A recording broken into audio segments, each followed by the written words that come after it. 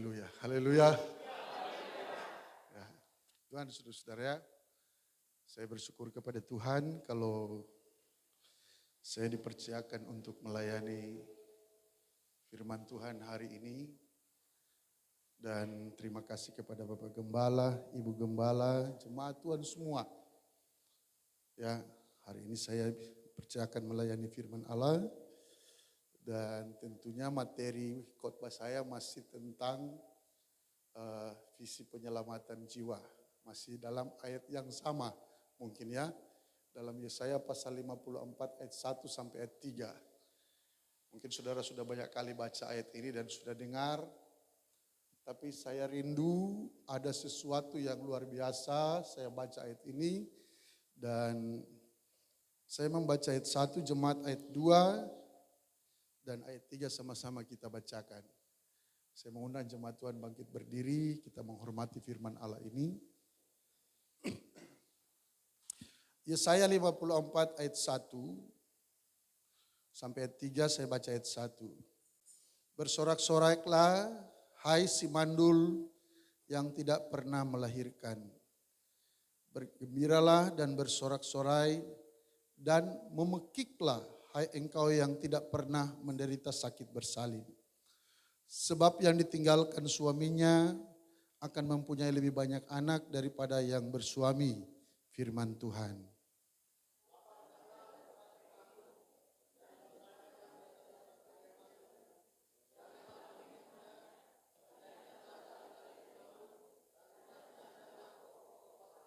Ayat 3. Sebab engkau akan menyembang ke kanan dan ke kiri. Keturunanmu akan memperoleh tempat bangsa-bangsa dan akan mendiami kota-kota yang sunyi. Haleluya. Tuhan memberkati saudara-saudara ya. Tentunya saudara-saudara kalau kita punya visi penyelamatan jiwa, kita punya target saudara-saudara. Ya, punya target. Punya target siapa-siapa yang akan menjadi orang yang dapat dijangkau. Nah saudara-saudara, ada satu tantangan besar yang kita baca di sini yaitu tentang si mandul. Ya, gereja yang mandul itu, ya, pekerjaan yang mandul atau orang yang mandul tidak punya pekerjaan itu sangat menyedihkan saudara-saudara. Dan saudara-saudara, kalau kita melihat bahwa orang yang mandul itu, saya membaca firman Allah, orang yang mandul itu seringkali dia mengiri. Ya, dia iri, dapat lihat orang pulau adik, dia bilang, aduh, saya punya anak sudah menikah dari tahun lalu, hari ini ada di Manado. Kita bilang, sudah coba periksa ke dokter. Kalau Tuhan mau kasih, Tuhan mau kasih. Karena ada orang sesuka ada adik. Ya, ya. Dia rasa mengiri kalau saudaranya lihat peluk adik anaknya saudara-saudara. Itu mandul itu saudara-saudara. Tuhan berkata begini ya. Bersorak-soraklah hai si mandul. Hana seorang yang mandul. Pada waktu dia lihat Penina punya anak sakit hatinya luar biasa. Ya. Begitu juga Sarah waktu dia mandul saudara-saudara. Karena sudah 13 tahun dia tunggu janji Tuhan. Dia bilang Pak Abraham, ada Hagar, orang pembantu cantik. Itu Jo. Ada yang mandul di sini, belum punya anak, ya, jangan kasih Pak Hagar. Nanti mau sakit hati saudara-saudara. Ya. Tunggu waktu Tuhan tepat saudara-saudara ya. Tahan kosongnya enggak tahan, kau bilang Pak Hagar jongana. Ya.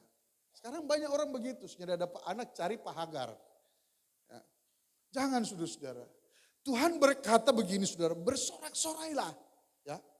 Bersorak-sorailah hai si mandul yang tidak pernah melahirkan.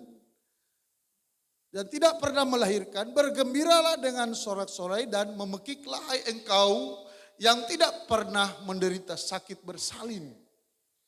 Saya banyak baca Alkitab tentang bersorak-sorai. Apa maksud Tuhan bersorak-sorai? Bersorak-sorai di sini adalah orang yang punya hati sukacita yang tidak pernah terbeban dengan rasa mandul, adalah orang-orang yang tidak pernah terikat dengan situasi, adalah orang-orang saudara-saudara yang tidak pernah melihat persoalan. Tetapi dia selalu bergembira, dia selalu bersuka cita, dia selalu memuji Tuhan, dia selalu menyembah Tuhan. Bahkan Tuhan bilang, membekiklah, lebih keras lagi suaramu untuk hormat kemuliaan bagi Tuhan. Jangan lihat itu persoalan itu, mandulnya itu saudara-saudara. Sebab ada janji Tuhan, dia katakan, sebab yang ditinggalkan suaminya akan mempunyai lebih banyak anak daripada yang bersuami. Firman Tuhan, kata Tuhan. Haleluya. Saya baca ayat ini agak tidak masuk akal saudara-saudara. Mandul tidak bersuami tapi lebih banyak anak saudara-saudara. Haleluya. Ini sesuatu yang kalau kita mencerna secara logika tidak mungkin. Tetapi ini janji Tuhan bagi saya dan saudara. Amin. Justru itu gereja jangan jadi mandul. Saudara harus percaya bahwa ada kegerakan kebangunan rohani dan saudara punya target. Saudara akan membuat satu perubahan besar agar supaya jemaat kita diberkati dan ada banyak jiwa dimenangkan untuk Tuhan. Haleluya. Kita perhatikan saudara-saudara ya. Bagaimana supaya kita bisa meraih ya. Bagaimana supaya kita bisa melihat ada banyak gerakan-gerakan jiwa-jiwa datang kepada Tuhan. Ya. Ada banyak cara Allah yang tidak mungkin akan menjadi mungkin. Tetapi yang pertama Tuhan mau adalah hidup kita ini harus beres dengan Tuhan. Harus sesuai dengan keinginan Tuhan dan harus layak dan berkenan kepada Tuhan. Supaya kegerakan kebangunan rohani, kegerakan jiwa-jiwa datang kepada Tuhan. Bukan cuma satu dua, tetapi ada banyak jiwa yang akan Tuhan bawa untuk hormat kemuliaan Tuhan, saudara. Haleluya. Pertama, mari kita membuka saudara-saudara. Pertama, Tuhan berkata begini. Yang kedua dia katakan, lapangkanlah tempat kemahmu. Ini mungkin sudah ada dihotbahkan saudara-saudara. Tapi saya bicara versi lain. Lapangkanlah tempat kemahmu. Kemah. Paulus bicara tentang kemah adalah diri kita. Jadi kita menjadi orang yang bisa memenangkan jiwa adalah orang yang memiliki hati yang terbuka, hati yang dipulihkan, hati yang siap mengampuni, dan hati yang mau melepaskan ikatan-ikatan dosa. Dan Tuhan berkata kalau kita mampu melempangkan, kalau kita mampu melepaskan pengampunan itu, kalau kita mampu untuk mengampuni orang lain, mengampuni saudara kita, mengampuni kakak adik, orang tua kita, saya percaya ada berkat jiwa-jiwa yang Tuhan kirim, ada kemenangan besar sebab kita mampu melepaskan, mampu melempangkan hati kita untuk jiwa-jiwa datang kepada Tuhan. Buka basar-basar tuh hati. Jangan memiliki hati kecil, orang Manado bilang. Tak sontong sedikit tapi lah besar. Mau kita melayani. Kenapa orang kurang tertawa-tertawa akan pe kita. Hati kecil. Tapi orang kalau dia punya hati besar. Orang mau bilang apa, dia tetap setia melayani Tuhan. Karena dia meraih janji Tuhan yang luar biasa dalam hidup kita. Haleluya. Buka itu hati. Lepaskan pengampunan. Ada suami istri pisah ranjang. Kita kuat nih mau mengawal, bahugel dia. Biar bahugel itu Tuhan kasih pengana.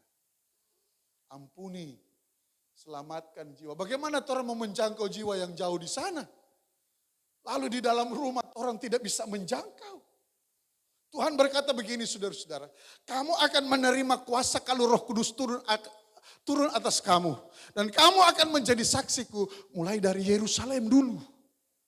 Tuhan tidak bilang, pergi kamu di Eropa. menangkan jiwa.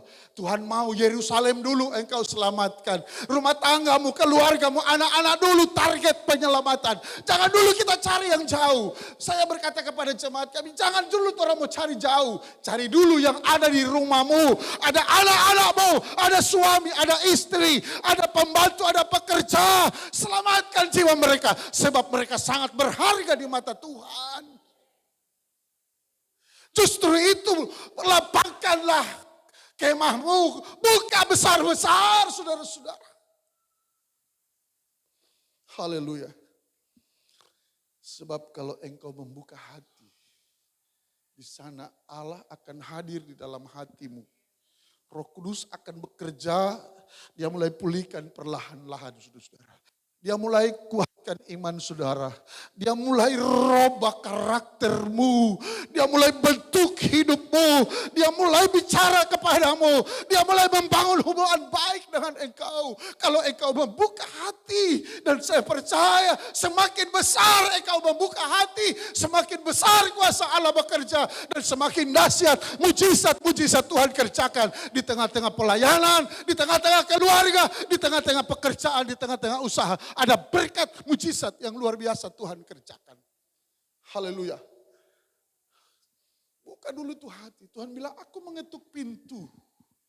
Jika engkau membuka, Roh Kudus akan masuk di dalam hatimu. Haleluya. Saya banyak kali berkata, biar profesor, doktor, dia tidak mampu merubah karakter manusia. Pada kenyataan juga banyak anak-anak pendeta rusak DP hidup. Padahal hari-hari dia ajar jemaat, dia hari-hari ajar DP anak. Ya, baru-baru kami ketemu anak-anak gembala. Semua cerita pengalaman hidup tentang anak gembala. Padahal DP papa itu seorang doktor teologi. Tapi dia bilang kita hidup rusak. Papa so berusaha baking baik, enggak bisa. Yang hanya mampu mau baking baik. Kalau firman dan Roh Kudus hadir di dalam hati, maka dia akan berubah 100%. Amin saudara. Oleh sebab itu buka hati. Izinkan Tuhan hadir di dalam hatimu. Jangan izinkan orang lain pemaitua dengan orang lain pemaitua ada di hati. Haleluya. Bapak-bapak, menyasar kita bukan Tuhan. Kalau Tuhan itu semulia itu hati bapak-bapak. Jangan-jangan ada orang lain hati di sana. Tapi walaupun saya tidak melihat, Tuhan lihat hatimu. Amin saudara ya. Mazmur 139 Daud berkata, Tuhan sebelum aku dilahirkan, aku direkam di dalam paling dalam. Jadi saudara-saudara hatimu, pikiranmu semua ada dalam rekamannya Tuhan. Jangan berdusta. Ya, jangan berdusta. Satu waktu kami, saudara-saudara ada satu jemaat. Ya, dia datang sakit. Oh, gembala, tolong bantu doa. Istri saya katakan begini, ngana kalau nyendak mau mengaku Pak Tuhan mau mati ngana. So 3 hari dari Pak dokter tidak ada perubahan, saudara-saudara. Dia menangis, dia bilang iyo. Kita kasih ada bakore cewek tadi malam sadiki baru. Kita sambunyi pemain tua. Bahaya nih bakore sadiki ini saudara-saudara. Jangan. Taruh hatimu dengan firman. Taruh hatimu dengan Roh Kudus. Ya, dia katakan begini, lapangkanlah tempat kemahmu. Jangan dulu kita bicara tentang bentangkan. Kita bicara dulu tentang lempangkan. Kita harus terbuka di hadapan Tuhan. Kita harus terbuka dalam pelayanan. Kita harus terbuka agar supaya Tuhan melihat hatimu. Dan Tuhan akan datang. Tuhan akan merubah setiap karaktermu yang buruk. Saya juga banyak kali berdoa, Tuhan hatiku terbuka supaya saya diubahkan. Sebab saya mau melayani Tuhan. Saya tidak mau saya mengajar lalu saya tidak diselamatkan oleh Tuhan. Saya tidak mau Tuhan jadi calok sorga. Saya banyak kali bicara itu. Saudara tahu itu calok. Manado. Kalau itu mohon. Manado. Serta berangkat kemari dia nyendak ada. Tak tinggal di terminal. Saudara jangan jadi begitu saudara. Tapi kalau saudara mau ya memenangkan jiwa, pulihkan dulu hatimu kepada Tuhan. Haleluya. Ya. Yang kedua saudara, kita lihat yang kedua, kita baca terus. Ini yang Tuhan mau. Dia katakan begini, dan bentangkanlah tenda tempat kediamanmu. Bentangkan itu tenda. Ya, dalam terjemahan bahasa, dalam terjemahan lama dia katakan, si prei tenda itu kasih bentangkan. Kasih besar. Ya. Tenda adalah tempat di mana orang bisa bernaung dari hujan, panas, dan badai. Itu tenda. Jadi kalau saudara mau banyak jiwa dimenangkan, ya, saudara harus menjadi tenda di dalam pelayanan, dalam keluarga dan jemaat. Haleluya. Jadi tempat orang bernaung rasa nyaman. Gereja harus menjadi orang tempat yang rasa nyaman. Jangan gereja hari-hari bakalai. Jangan gereja majelis jemaat hari-hari bakalai. Ya. Kalau saudara mau memenangkan jiwa banyak, pertama saudara harus lapangkan itu tenda. Ya saudara-saudara, dia katakan begini, bentangkanlah itu tenda. Kasih. Jadikan tempat kita tempat yang nyaman dari badai. Jadikan kita tempat yang nyaman dari hujan yang panas. Jadikan jemaat GPDI Sebaut ini tenda untuk jiwa-jiwa datang. Mereka nyaman, mereka rasa senang, saudara-saudara. Bagaimana kita bisa memenangkan jiwa kalau mereka datang di dalam jemaat ada pertengkaran, ada perselisihan. Dorang lihat kemarin majelis jemaat sobaku ame di gereja. Pasti saudara-saudara dorang bilang sama jodoh orang. Tapi saudara harus membuat rasa nyaman bagi jiwa-jiwa yang mau datang kepada Tuhan. Amin saudara. Ya harus rasa nyaman saudara-saudara. Nyaman. Dalam keluarga saudara harus buat nyaman. Dalam bekerja saudara harus buat nyaman. Saudara harus menjadi berkat. Agar supaya banyak orang tertarik. Bukan main jemaat GPDI Sebaut. Hebatnya luar biasa. Baku sayang. Saling mengasihi satu dengan yang lain. Oh memang mantap jadi berkat. Mereka rasa nyaman. Haleluya. Saya pernah dari Solo saya ke Labuan Bajo saudara. Ada satu kesaksian yang saya temukan luar biasa. Waktu saya tiba, pagi, sorenya gembalanya bawa di tempat di resto. Karena ini resto ini orang, bosnya kenal saya. Dia katakan kepada Bapak Gembala, Pak Gembala itu pendeta yang baru datang itu bawa ke sini. Waktu kami tiba, di sana ada pelayan-pelayan resto itu kurang lebih ada 20 orang. Waktu mereka kasih minum, setelah berdoa kita bilang terima kasih Tuhan berkati. Itu pelayan itu bilang sama-sama Om Tuhan memberkati. Kita bilang jemaat di mana dorang ini? Tanya Pak Gembala. Ya mereka Katolik di sini. Tetapi ini dia sudah targetkan 2 kali ibadah 10 pagi siang 10 orang. Dan puji Tuhan melalui resto ini. So ada 5 sekolah Alkitab. Dan ada 1 bupati anak dia kawin dengan pegawai resto ini. Kenapa? Karena resto ini jadi berkat bagi orang lain. Ya. Mereka rasa nyaman di sana saudara-saudara. Ya. Rasa nyaman. Mereka rasa itu tuannya itu sama seperti saudaranya, seperti orang tuanya saudara-saudara. Pagi-pagi mereka dibangunkan lalu dibawa ke penyembahan. Mereka terus menyembah sampai jam kerja. Bahkan sesudah itu waktu mau tidur saya tanya. Lalu mau tidur mereka ambil doa bersama menyembah kepada Tuhan. Dan puji Tuhan saudara-saudara. Kalau engkau melapangkan tendamu. Kalau engkau membentangkan tendamu. Saya percaya kalau engkau menjadi tempat yang nyaman. Usahamu jadi tempat yang nyaman bagi karyawan. Pekerjaanmu, pelayananmu menjadi tempat yang nyaman. Di sana ada banyak jiwa dimenangkan. Dan kalau jiwa banyak dimenangkan, usahamu, pekerjaanmu, pelayananmu diberkati oleh Tuhan, saudara-saudara. Haleluya.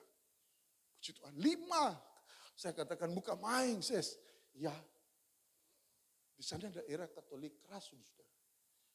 Bukan cuma di Jawa bangun gereja susah. Di sana pun bangun gereja susah. Tetapi kita mulai daripada pribadi. Ya, mulai daripada diri kita. Kita mau supaya kita menjadi tempat yang nyaman. Amin, saudara. Saya tidak melecehkan orang-orang yang punya karyawan. Saya juga orang tua punya karyawan, ipar saya punya karyawan. Saya katakan kepada orang tua saya, jiwa itu. Dia bilang, cuma orang kok bohong. Tuhan yang tidak lihat orang kok bohong. Tuhan lihat jiwanya berharga. Karena dia, Tuhan mati di kayu salib. Dia bayar lunas. Kalau saudara mau supaya jemaatmu diberkati oleh Tuhan. Kalau saudara mau, saudara punya visi besar. Oh, gereja ini akan pindah ke lapangan, ke sebelah gereja baru. Pasti Tuhan penuhkan. Mulai dulu dari kita. Jangan dulu kita bicara tentang orang lain. Kita bicara dulu diri kita. Apakah kita sudah menjadi berkat? Apakah kita sudah disenangi orang? Apakah kita sudah menjadi berkat dalam keluarga? Mari kita mulai. Kita belajar supaya kita menjadi tempat yang nyaman, saudara-saudara. Haleluya. Haleluya, saudara-saudara. Tuhan mau kita menjadi tempat yang nyaman, saudara-saudara. Yang ketiga, saudara-saudara, kita lihat. Masih dalam suasana itu, saudara-saudara. Ada satu ayat di sini dia katakan begini. Janganlah menghematnya. Haleluya. Ya, pertama kita harus, dia katakan pertama kita harus melapangkan. Kemudian kita harus bentangkan. Yang ketiga Tuhan mau, jangan menghemat. Ya, DP haleluya, saudara. Soalnya ini mau bicara doi, saudara, kalau jangan menghemat.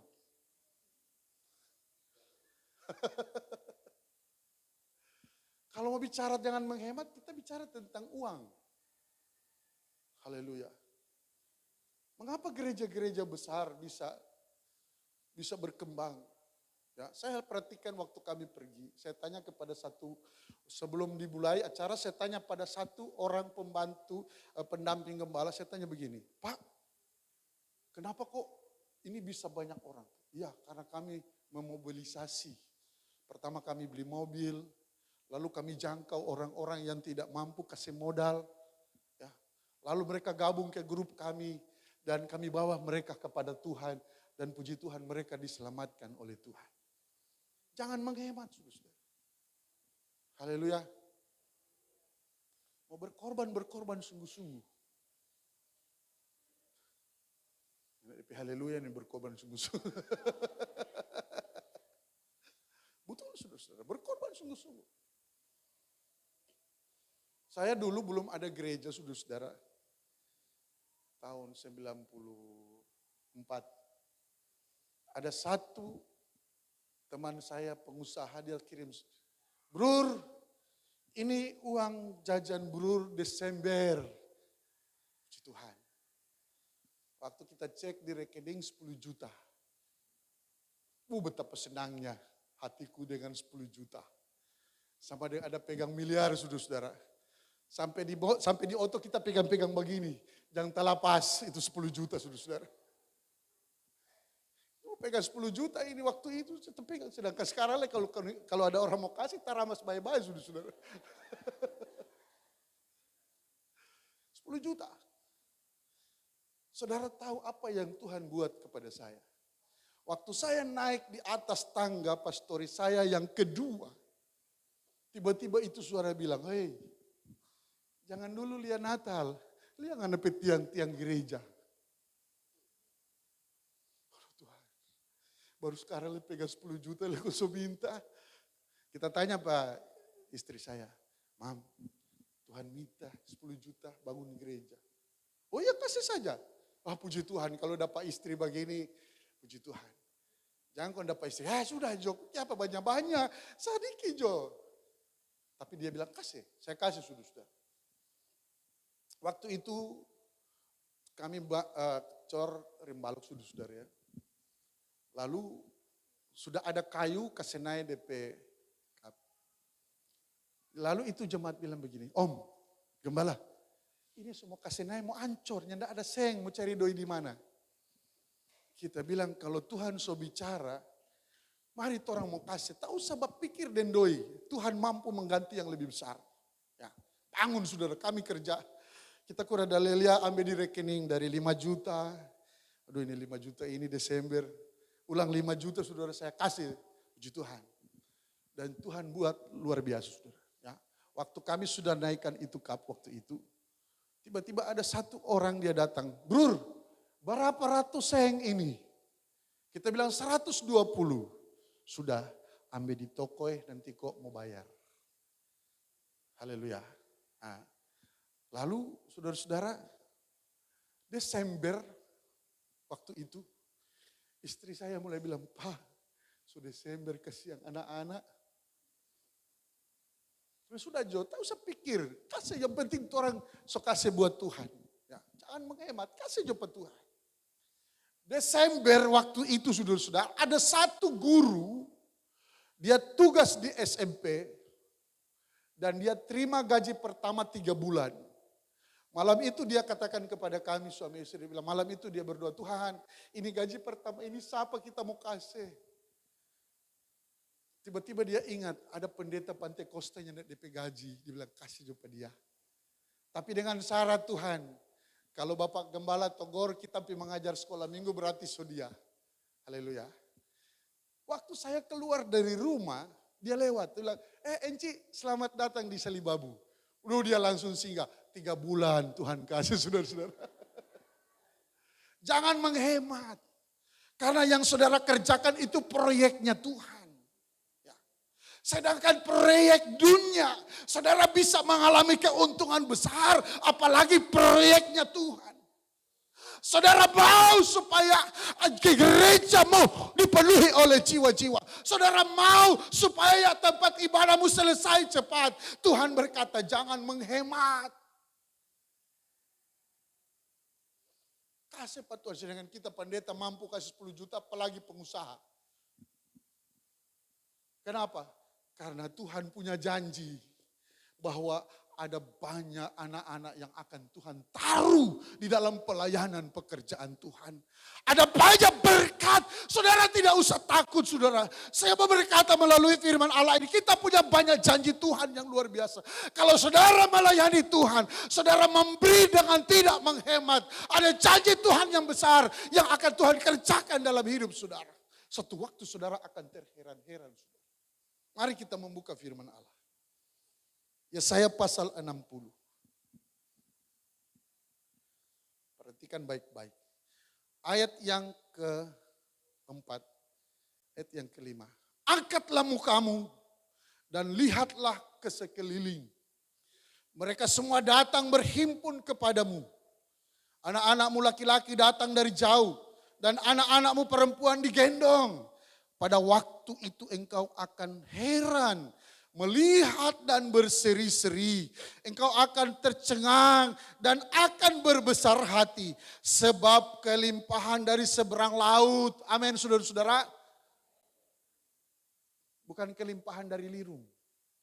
Dari seberang laut. Saya tidak tahu dari mana. Itu rahasia Tuhan. Saudara percaya ada kelimpahan dari seberang laut. Saudara pegang. Tidak ada perkara mustahil bagi Tuhan. Ya, dia katakan begini saudara-saudara, sebab kelimpahan dari seberang laut akan beralih kepadamu, ya, dan kekayaan bangsa-bangsa akan datang kepadamu. Amin saudara, itu janji Tuhan. Saudara akan tercengang-cengang.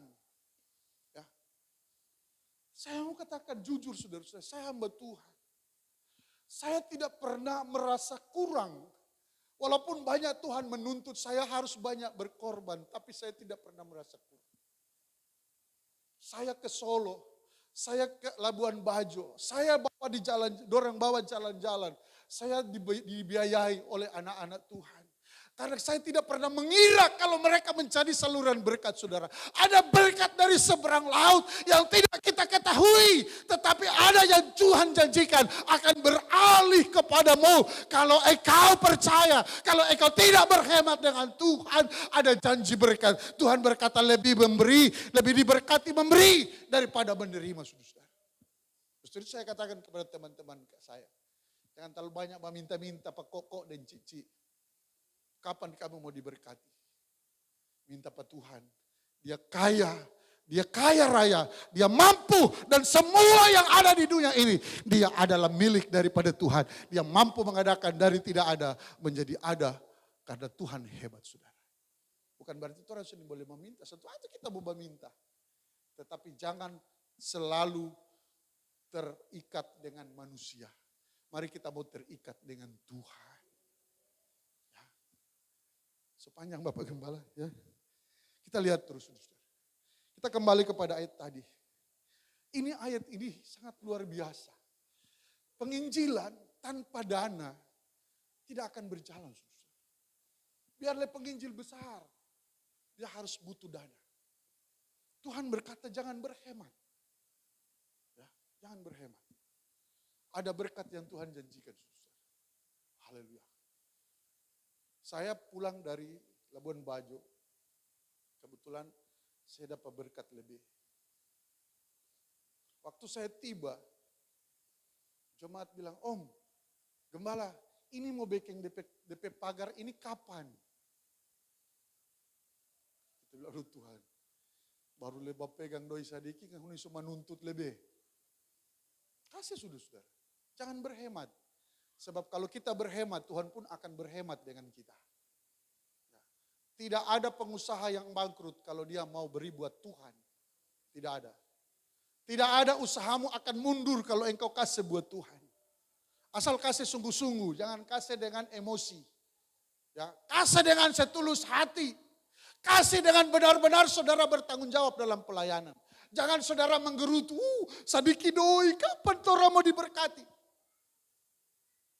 Jangan saudara. Kasih dengan tulus hati.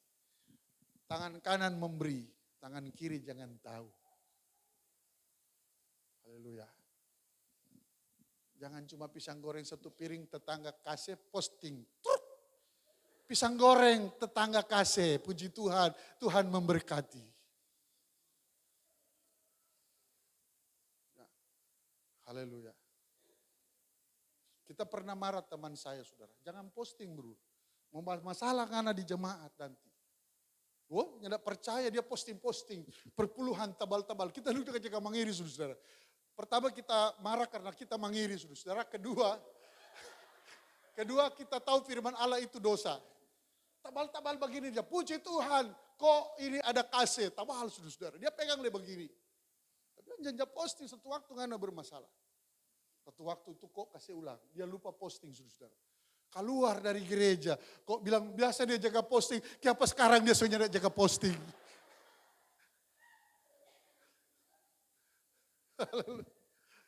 Justru itu jangan jaga posting. Birman kalau saya tidak mau posting pisang goreng, dia sudah tidak mau kasih ulang saudara. Tapi coba saudara posting, dia setiap dia kasih. Besok dia antar ulang karena dia senang. Oh kita Birman jaga posting ke siang.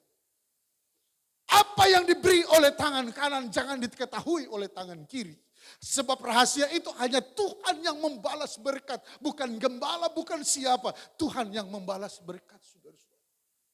Haleluya.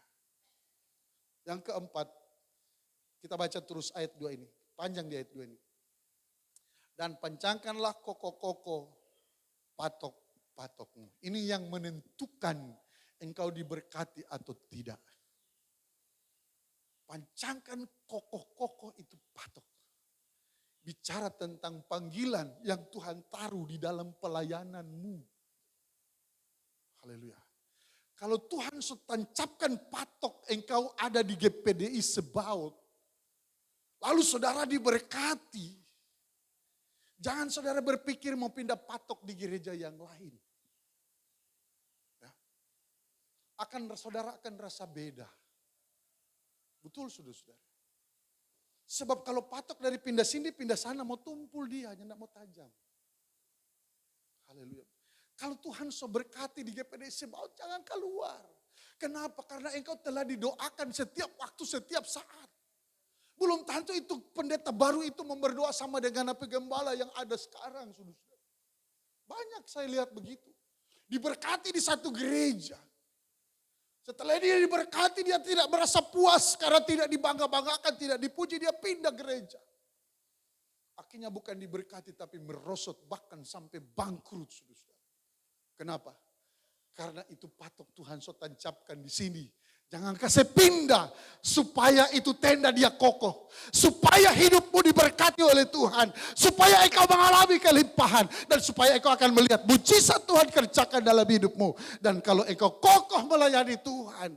Badai pun datang, persoalan pun datang. Saudara tetap kokoh. Kenapa? Karena Tuhan yang menancapkan engkau di jemaat GPDI Sebaut ini. Saudara. Haleluya. Saya pernah dimutasikan, saudara. Saya lihat itu jemaat. Gerejanya bagus, saudara. Ya, pastorinya mewah. Secara manusia kita mulai tertarik, aduh gagah ini. Tapi waktu saya pulang, saya berdoa kepada Tuhan. Tuhan bilang begini, biar cuma tinggal pinjang orang perumah, tapi ngana ditanam di sana patoknya. Waktu itu jemaat saya masih 5 orang, 6 orang. Tuhan tanamkan saya di sana. Saya katakan kepada ketua MD Nyanda, om Nyanda jadi. Siapa? Pebodong ana. Itu dari Nyanda ada gereja, kok Nyanda mau kasih pindah di tampak bagus, pebodong ana. Tidak om, saya Tuhan tanamkan di sini. Tuhan. Kalau saya pindah belum tentu jemaat-jemaat yang ada sekarang diselamatkan oleh Tuhan. Tapi Tuhan taruh itu patok supaya mereka dibenangkan untuk hormat kemuliaan Tuhan. Bertahan saudara-saudara. Badai panas hujan, bertahan. Jangan ke sana kemari. Jangan jadi jemaat batu halma saudara-saudara. Ya. Haleluya. Jangan jadi jemaat catur.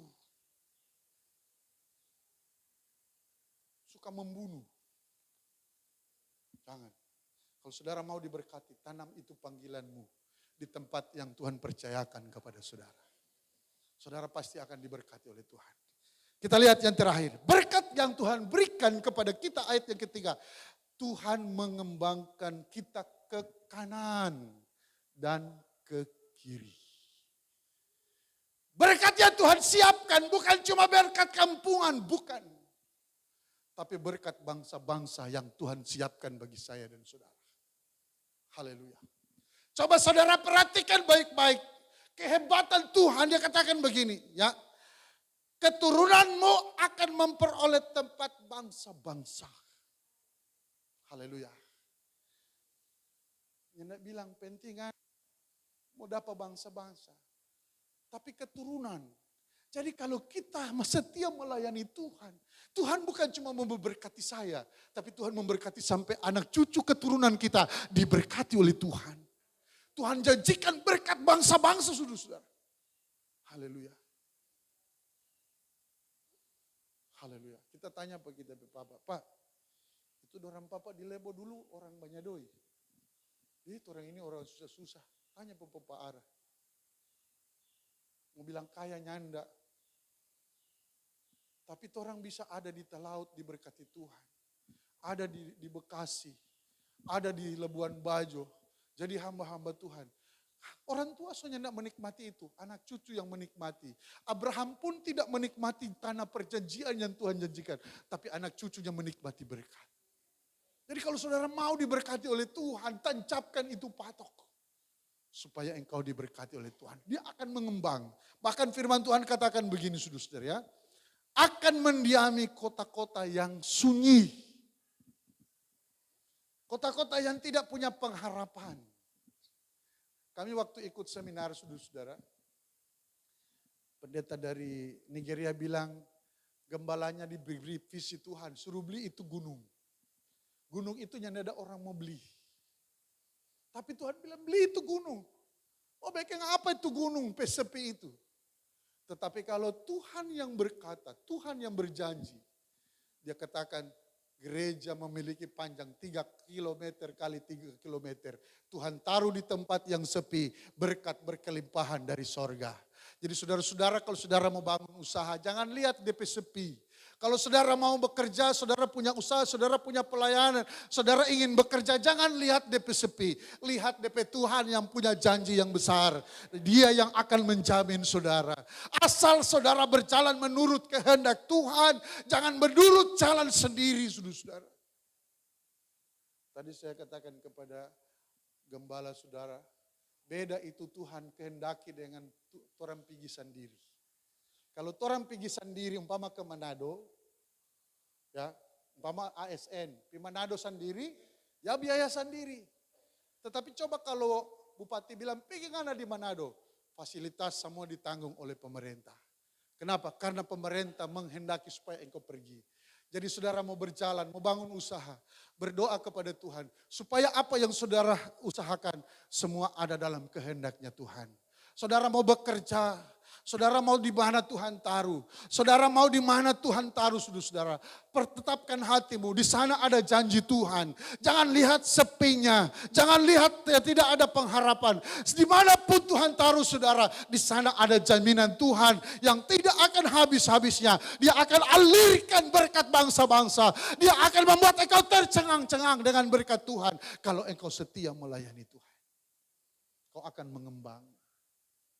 Bukan saya mengembang ke kiri ke kanan. Ya, tapi ini janji Tuhan.